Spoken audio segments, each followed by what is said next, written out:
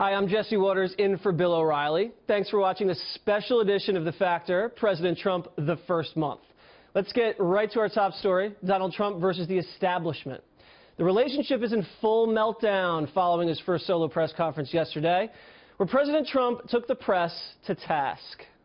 Look, I want to see an honest press. When I started off today by saying that it's so important to the public to get an honest press. The public doesn't believe you people anymore. Now, maybe I had something to do with that. I don't know. But they don't believe you. The mainstream media was defensive and dismissive. I don't think he's mad at the media. You don't? I think he's mad at not being boss anymore.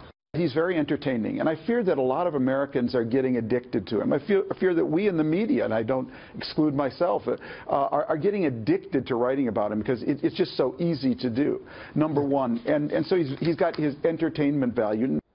While the media and other elites hyperventilated, supporters of President Trump could not have been happier. This was one of the most effective press conferences I've ever seen. The press is going to hate him even more after this. Don't misunderstand. When I say effective, I'm talking about rallying people who voted for him to stay with him. Joining us now with a reaction from Washington, Ashley Pratt, a conservative commentator and U.S. News and World Report contributor. And here in studio, radio talk show host Mike Gallagher. So, Mike, remember during the campaign when everyone says, let Trump be Trump, and they kind of let him do his thing, and he ended up winning. That was the Trump who won. And that's what we saw yesterday, the campaigner Trump. So now the media's come out and they've said this is not an effective Donald Trump. But that was the Trump that won. So I still think the media is missing the boat on this guy. Everything that got Donald Trump elected was on display yesterday. And if any of these elitists think that average, hardworking, normal Americans give a rat's rear end about the media being tweaked by President Trump, they ought to take a long, hard look in the mirror and realize they are pitifully and wildly out of touch with what's reality. What's reality is that's the President Trump that voters and Americans expect. The best is yet to come. He's had a really good month. He had some highlights this week. You think it gets better than this? Oh, he's going to be even more we're in for a ride. Towards the press? We're in for a ride. Well, it looks like we are, because he just tweeted out something I want to show the audience here.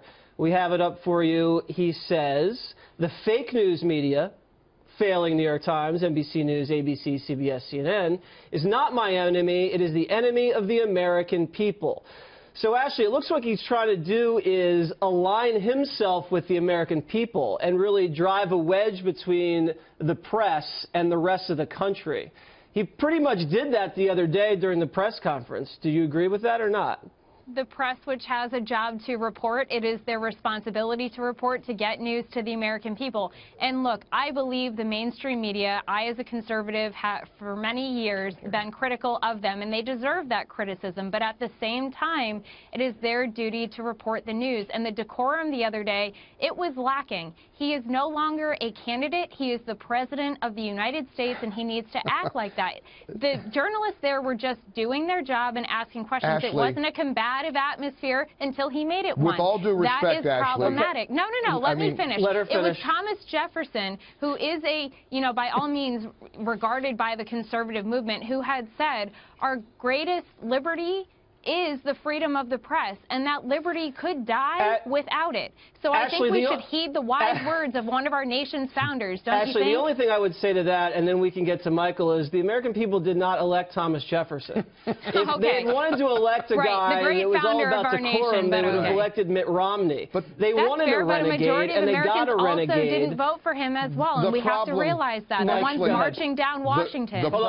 Ashley, let Mike get in. The problem, Ashley, and I don't mean this to be personal, but you're a never Trumper. You've been against. I was. Of course, and you still are. And you still, he can prove me wrong, but he needs to be held accountable. At the end of the day, you guys who were opposed to Donald Trump are still anguished that he won. To a person, self-described conservatives or Republicans who were critical of yesterday's epic press conference are never Trumpers. You guys have been continually against the guy.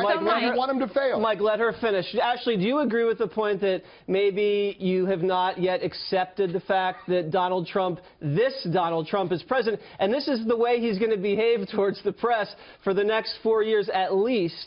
eventually we're going to have to get used to this, right? Look, Obama won. I was not thrilled about that, but guess what? You can complain all you want. You can disagree with policy all you want, and we did when conservatives were shut out or mocked during press conferences by Josh Earnest.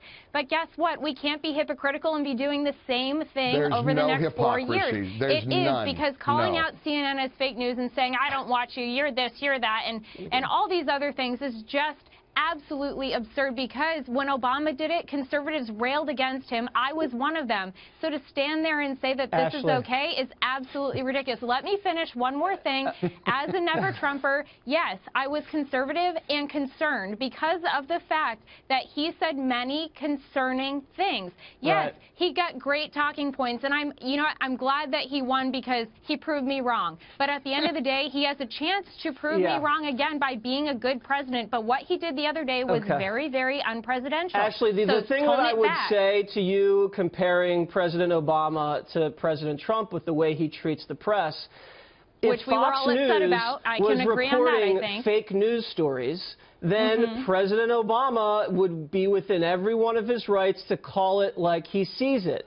Now, I believe CNN and a lot of the other mainstream media, let me finish, I believe a lot of the other mainstream media are reporting fake news stories, whether it's the MLK bust, whether it's the dossier that Russia allegedly had on him, whether it's this new thing where the intelligence apparatus is not telling him certain intelligence and withholding that. But what about when people in his own administration are leaking information? Look at let Mike now. Breitbart is running stories against previous. Hold on, Ash, let Mike finish, please. This week, the president had a historic visit with the Prime Minister of Israel. They covered the mainstream media that you're defending, Ashley, spent more time worrying about what he tweeted about Ivanka's clothing line than that. How about the story that was reported that there was no collusion between the Trump campaign and the Russians? Little blurb, they're worried about how he words a tweet. Ashley, you've been on the wrong side of this from day one. You're still on the wrong side of it. Okay. And I know you're in a bad place, but at the end of the day, he's not going to adjust for you. I've not been bitter about it. I've admitted that I was wrong. You don't but look at the bitter. same time, you look very need to realize beautiful, that Ashley, I think but we it's have great to go that to break. conservatives